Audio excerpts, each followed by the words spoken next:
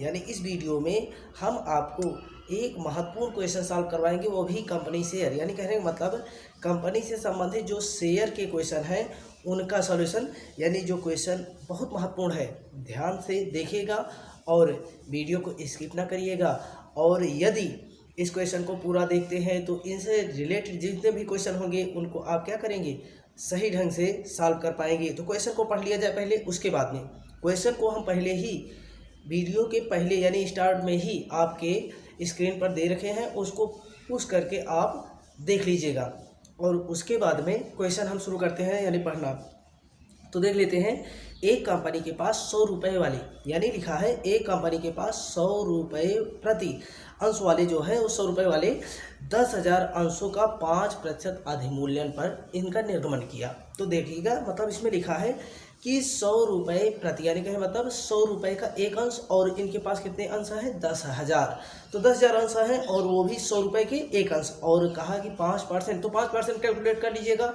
5%, 100 पे 5% निकालिएगा तो आएगा 5 रुपया।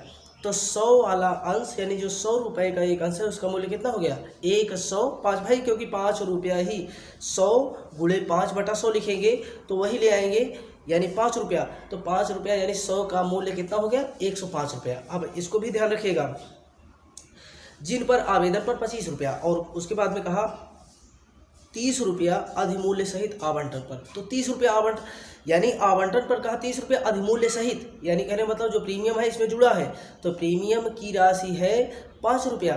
तो अलॉटमेंट यानी कहने मतलब आवंटन की किस्त कितने की होगी, 25 रुपये की। फिर इसके आगे देखते हैं, और 2 समान किस्तों में मांगी गई। तो 2 समान किस्तों में मांगी गई, तो उसके लिए आपको ध्यान रखना होगा कि कितना बचा है, उसके लिए आपको करना होगा। तो देखते हैं, सभी याचनाएं यानी किए गए, और एक अंशधारी जिसके पास 50 अंश थे वो कहा कि केवल आवेदन की राशि का भुगतान किया। यानी कहा कि एक अंशधारी जिसके पास 50 अंश थे केवल आवेदन का भुगतान किया है और किसी का नहीं। तो आवेदन का किया है तो उसको ध्यान रखना होगा। फिर उसके बाद में कहा एक अंशधारी जिसके पास 100 अंश थे वो प्रथम याचना का भुगतान नहीं किया। एक अंशधारी जिसके पास 100 अंश थे वो प्रथम याचना का, चलिए ठीक है। फिर इसके बाद में कहा उन सभी अंशों को जब्त कर लिया गया। फिर इसके बाद में कहा जिन पर 2 या 2 से अधिक याचना, कहा जिन पर 2 या 2 से अधिक किस्त बकाया थी उन अंशों का हरण कर लिया गया। 2 या 2 से अधिक, अच्छा ठीक है। फिर इसके आगे देख लेते हैं, जब्त किए गए अंशों को 90 रुपये के हिसाब से पुनः निर्गमित कर दिया गया। फिर इसके बाद में देखिए कि कंपनी की पुस्तकों में जर्नल प्रविष्टि कीजिए। तो जर्नल एंट्रियाँ करते हैं, तो देख लिया जाए क्वेश्चन। तो यहाँ पर हमने आपको बताया था कि आप इस तरह से कार्य करिएगा।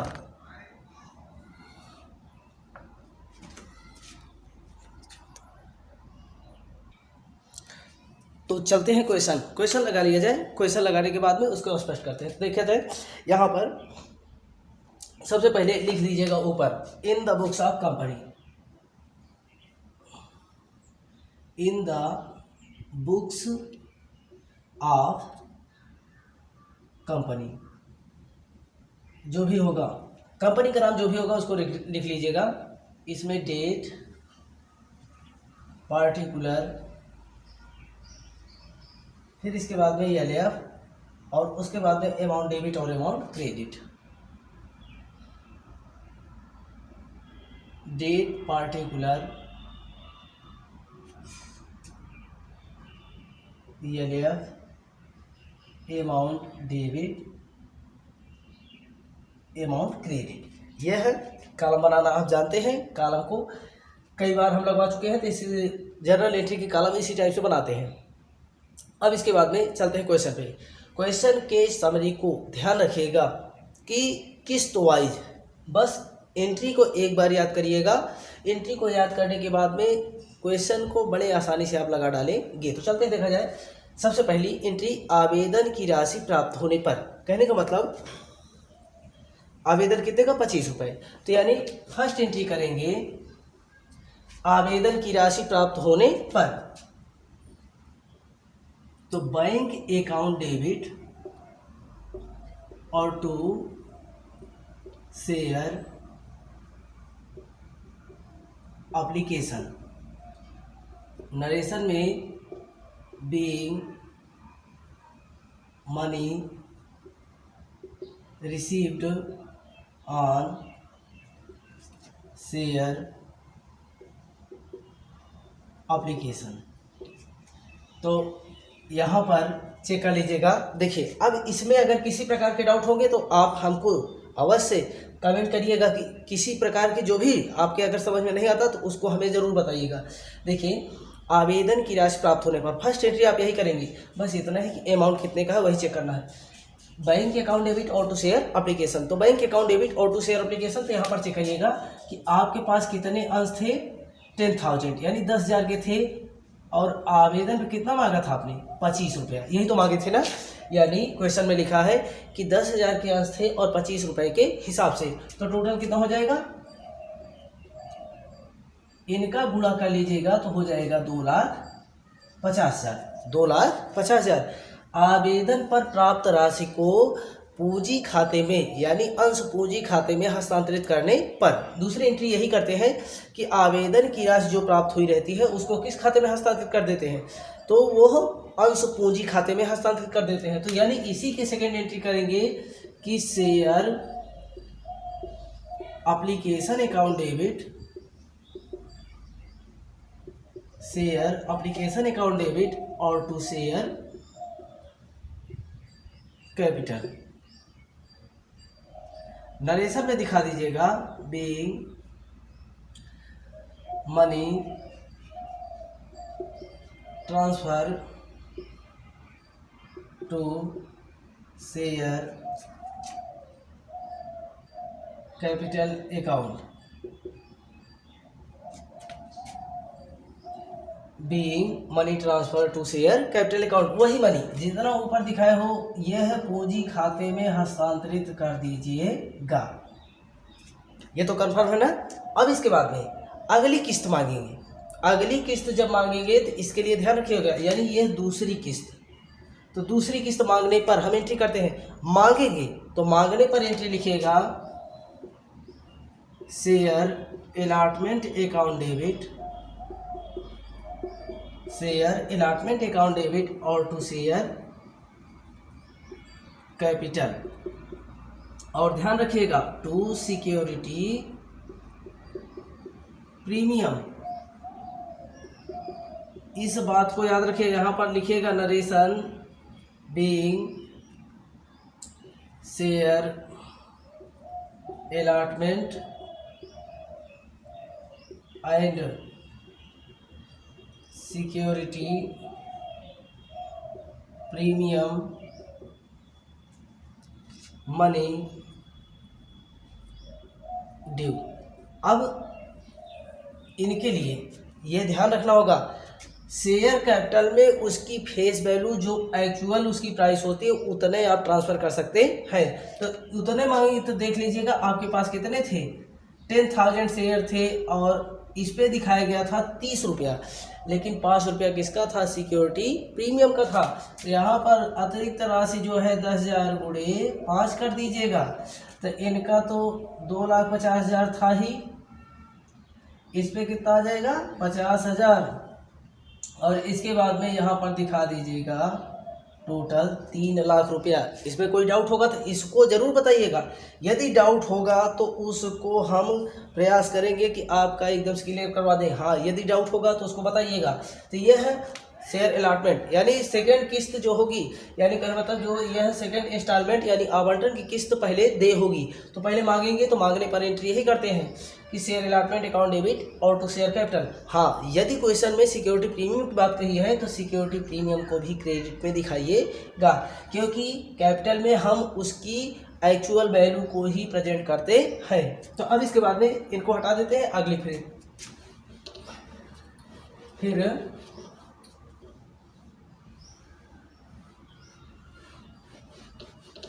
अब इसके बाद में अलॉटमेंट रिसीव कर लेते हैं। अलॉटमेंट की जो इंस्टॉलमेंट है उसको हम क्या कर लेते हैं, रिसीव कर लेते हैं। तो यहाँ पर कॉलम वही क्रिएट करिएगा जैसे क्रिएट किए थे।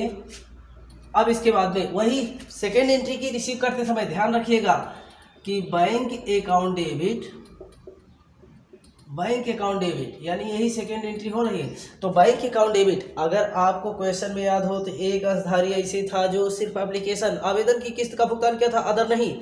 तो वो जो नहीं दिया था उसको लिखेंगे कॉल्स इन एरियर, इसको भी डेबिट, और टू लिख देंगे शेयर, जिस किस्त को आप मांगे हैं टू शेयर अलॉटमेंट। नरेशन में बीइंग शेयर अलॉटमेंट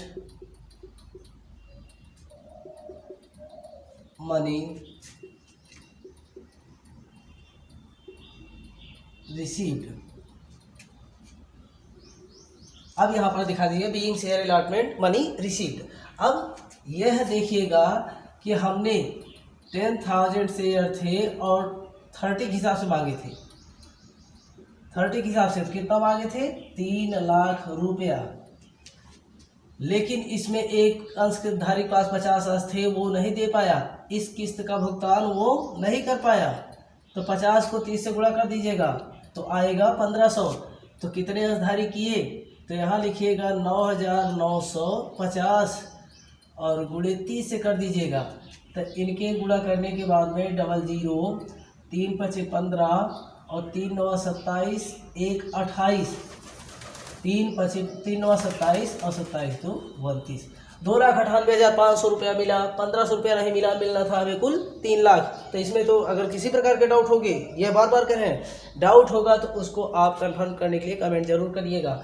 और हाँ, यदि समझ में वीडियो आ रहा हो तो हमारी तरफ से आपसे रिक्वेस्ट कि आप चैनल पे नए होंगे तो चैनल को सब्सक्राइब अवश्य करिएगा। और यदि आपके समझ में आए, आपको अच्छा लगे तो लाइक करिएगा और अपने ग्रुप में भी शेयर करिएगा, जिससे कि अदर जो स्टूडेंट हो वो भी इसका बेनिफिट प्राप्त कर पाए। तो चलते हैं देखा जाए थर्ड एंट्री। अब इसके बाद में फर्स्ट कॉल, यानी कहने का मतलब इसके बाद में फर्स्ट कॉल, यानी फर्स्ट कॉल। अब ड्यूरेशन जो होगा वो फर्स्ट कॉल किस टाइप से, तो फर्स्ट कॉल जैसे अलॉटमेंट मांगते समय किए थे उसी टाइप से, यानी इनको भी हम क्या करेंगे, ड्यू करेंगे। तो यहाँ लिखेगा शेयर फर्स्ट कॉल को डेबिट करिएगा और टू शेयर कैपिटल। नरेशन में लिख दीजिएगा being share first call money due, being share first call money due. तो यहाँ पर वही 10,000 से, और इसके बाद में एक बात याद रखनी होगी कि 25 रुपया आवेदन पे, 25 रुपया अलॉटमेंट पे। तो दो समान किस्त 100 में से कितना बचा, 50 रुपया बचा, 50 का आधा कितना का होगा, यानी 25 रुपया। तो 25 से गुणा करवा दीजिए, कितना आ जाएगा, 2,50,000। अब इसके बाद में रिसीव करते समय बैंक अकाउंट डेबिट। और एक बात ये भी याद रखिएगा, रिसीव करते समय एक अंशधारी जिसके पास 50 अंश थे वो आवेदन का ही किया था, इसका मतलब इस पर भी भुगतान नहीं किया होगा। और इसमें क्वेश्चन में लिखा है कि एक अन्य अंशधारी जिसके पास 100 अंश थे वो प्रथम याचना का भुगतान नहीं किया, तो प्रथम याचना पे ये भी नहीं किया। तो यहाँ पर देखिएगा, लिखिएगा calls in arrear, calls in arrear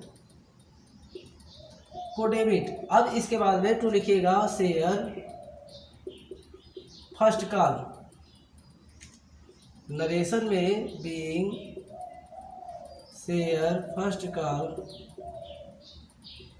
money received and 150 shareholder unpaid. तो यहाँ पर दिखा दीजिएगा कि यह हमने फर्स्ट कॉल पे कितना मांगा था, 2,50,000। इसमें तो किसी प्रकार डाउट, फर्स्ट कॉल पे हमने कितना मांगा था, फर्स्ट कॉल पे हमने मांगा था 2,50,000। बस इतने था कि एक अंशधारी जिसके पास 50 अंश थे वो यहाँ पर नहीं दिया। तो 50 अंश थे, 25 के हिसाब से नहीं दिया तो कितना नहीं दिया होगा, ध्यान रखिएगा। 50 को 25 से गुणा करवा दीजिएगा, 50 को 25 से, यानी 25 का पढ़ा 5 बार, 25 पंचे 125, तो 125 और एक जीरो लगा दीजिएगा, इसमें प्लस का चिन्ह, एक अंशधारी के पास 100 अंश थे, वो 25 के हिसाब से नहीं दिया, कितना नहीं दिया 2500। तो टोटल कितना नहीं दिया गया, तो इनको जोड़ लीजिए, 5 2 7 3750। अब आपकी इच्छा, इसमें से चाहे लेस कर दें, इसमें से यदि लेस कर देंगे तभी आपको वैल्यू वही मिलेगी। तो चेक कर लेते हैं, 10 में से 5 गया तो 5, यहाँ बचा 9, 9 में से 7 गया तो 2, और यहाँ बचा 9, 9 में से 3 गया तो 6, और यहाँ बचा तो 2,46,250, 2,46,250 शेष बचा। तो इसके बाद में अगली एंट्री करते हैं। तो यहाँ पर अब अगली एंट्री और लास्ट एंट्री ये है एंट्री की, उसके बाद में हम हरण करने की एंट्री करेंगे। तो यहाँ पर चौथी एंट्री कर लेते हैं फाइनल कॉल की। तो यहाँ पर कॉलम इसी तरह बनाइएगा,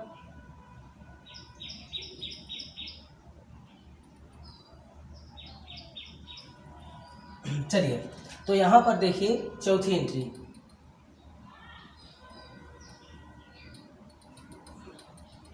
तो यहाँ पर चौथी एंट्री कर लेते हैं। तो चौथी एंट्री में ये करेंगे कि यहाँ पर लिखेंगे वही एंट्री जैसे करते हो, शेयर फाइनल कॉल लिख लीजिए, फाइनल कॉल को डेबिट और टू शेयर कैपिटल। नरेशन में being share final call money due, being share final call money due. तो यहाँ पर कंफर्म कर लीजिए कि वही 10,000 है, तो 10,000 को 25 से तो मांगेंगे वही 2,50,000, इनसे भी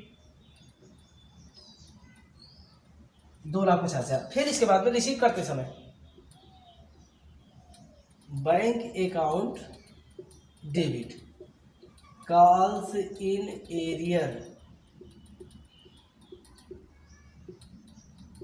को debit to share final call.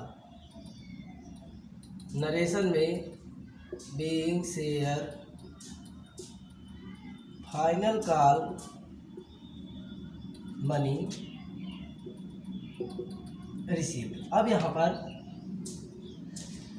ये देखिएगा वही बात आई, फिर यहाँ पर 2,50,000 की बात मांगी गई थी, लेकिन यहाँ पर वही 1,250 और 2,500 नहीं मिला। तो कितना नहीं मिला इसको चेक करना होगा, 3,750, और यहाँ पर लिख दीजिएगा 2,46,250, 2,46,250। ये घटाने के बाद में उसको जानते हैं, प्रीवियस एंट्री में किए थे कि 2,50,000 में से 3,750 घटा देंगे तो कितना मिला, 2,46,250। अब इसके बाद में यह है कहा कि क्वेश्चन में लिखा है कि प्रथम है, और उसके बाद में कहा कि उन अंशों का यानी उन सभी अंशों को जब्त कर लिए गए जिन पर 2 या 2 से अधिक याचना बकाया थे। तो दोनों अंशों का यानी दोनों अंशधारी जो थे, एक तो आवेदन ही किया था, दूसरा प्रथम 2 या 2 से अधिक किस्त, 2 या 2 से अधिक किस्त दोनों दो अंशधारी जो थे वो दोनों ने नहीं किया। तो जब दोनों ने नहीं किया तो आपको ध्यान रखना होगा कि हरण करते समय दोनों अंशधारियों के अंश को क्या कर दिया जाएगा, हरण कर लिया जाएगा। तो हरण करने पर एंट्री आपको बताए थे, यह हरण करने पर एंट्री बताए थे कि share capital account debit, share capital account debit, ध्यान रखिएगा शेयर कैपिटल अकाउंट डेबिट। और यदि इनमें यानी हरण करने की एंट्री जब करिएगा, अगर यह देखिएगा कि वह अंशधारी या अंश का निर्गमन प्रीमियम पर हुआ था या नॉर्मल यानी उसकी फेस वैल्यू पर, तो ये है अगर बात रहेगी तो हरण करते समय अंशधारी द्वारा प्रीमियम की किस्त का भुगतान किया गया है या नहीं। तो एक अंशधारी द्वारा किया गया है, लेकिन दूसरे अंशधारी द्वारा यानी पहला जो था वो नहीं किया है, दूसरा अंशधारी कर चुका है। तो यहाँ पर लिखिएगा सिक्योरिटी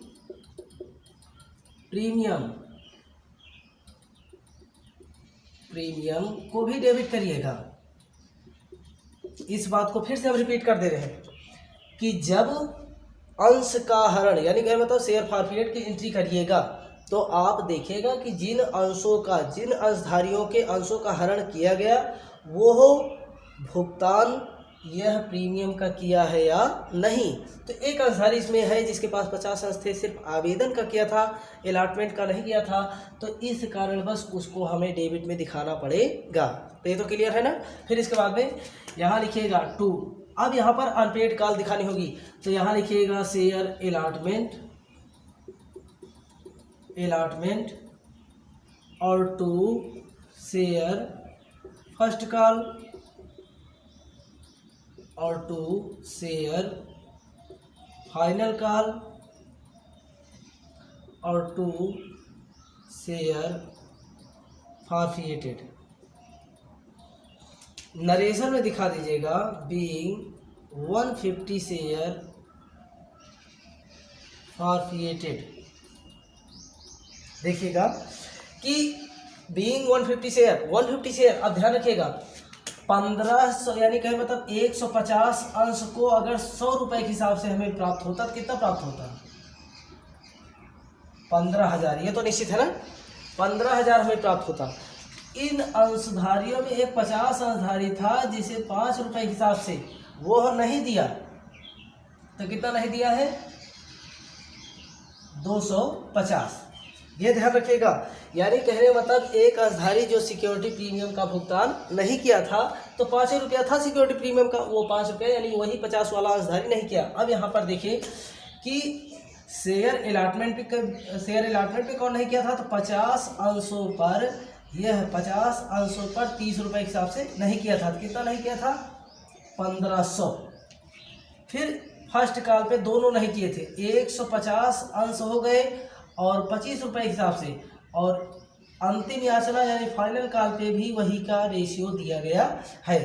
तो इसमें इनसे गुणा कर लीजिएगा तो 15 5 75 और 15 दूना 30, 37 50।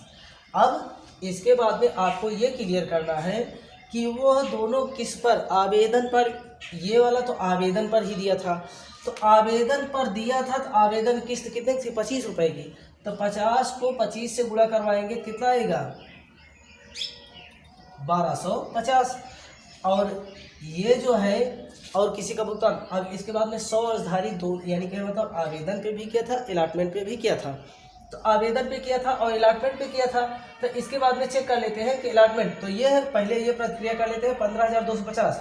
इनकी प्रक्रिया चाहे आप इस टाइप से कर लीजिएगा चाहे इस टाइप से कर लीजिएगा।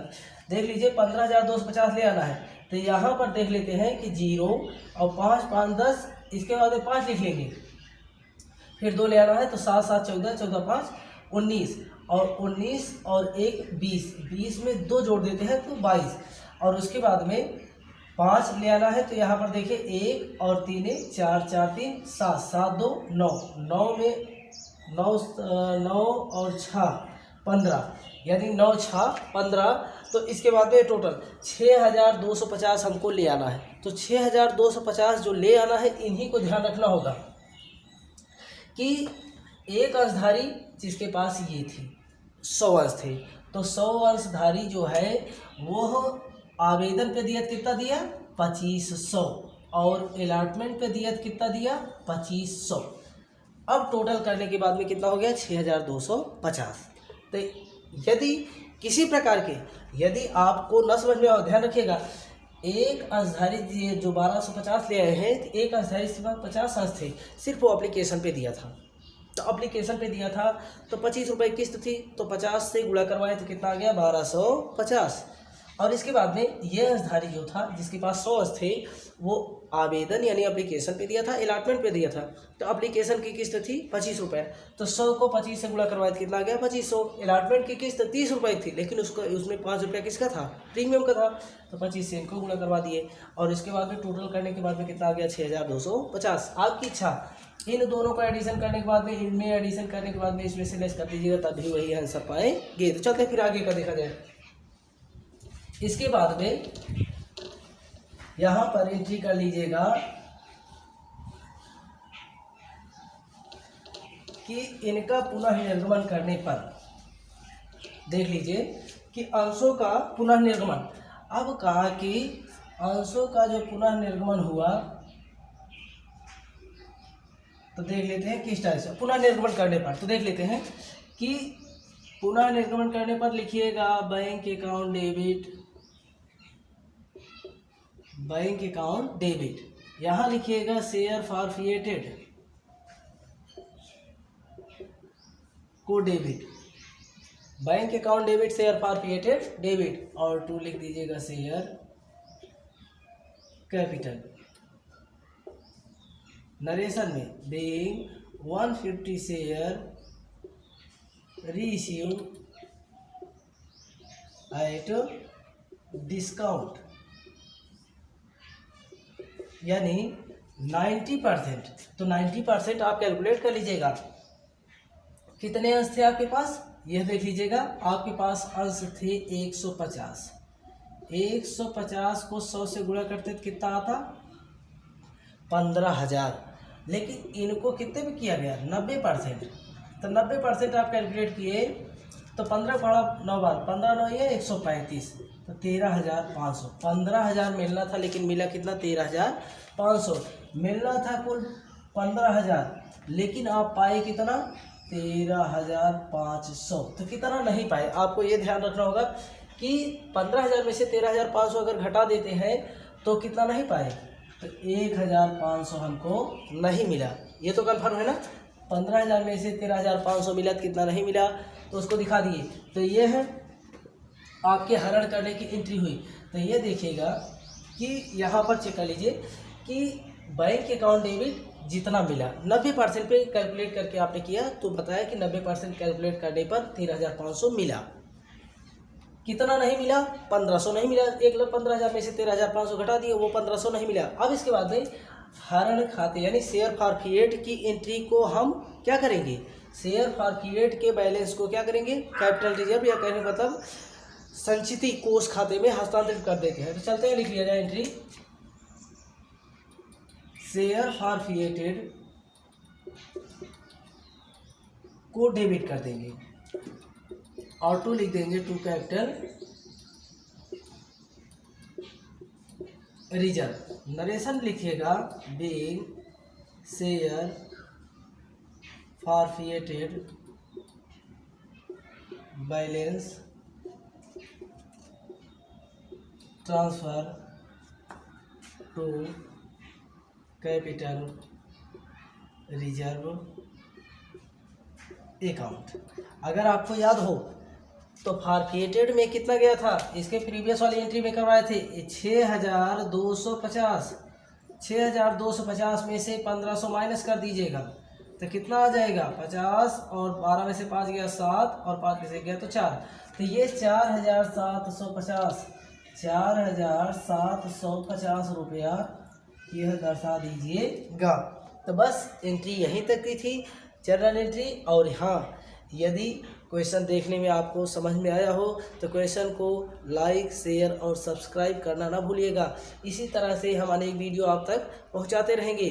तो इसको व्यवस्थित ढंग से अगर आप देखे हो और यदि वीडियो अच्छा लगा हो तो वीडियो देखने के लिए आपका बहुत बहुत धन्यवाद और आपका दिन शुभ हो।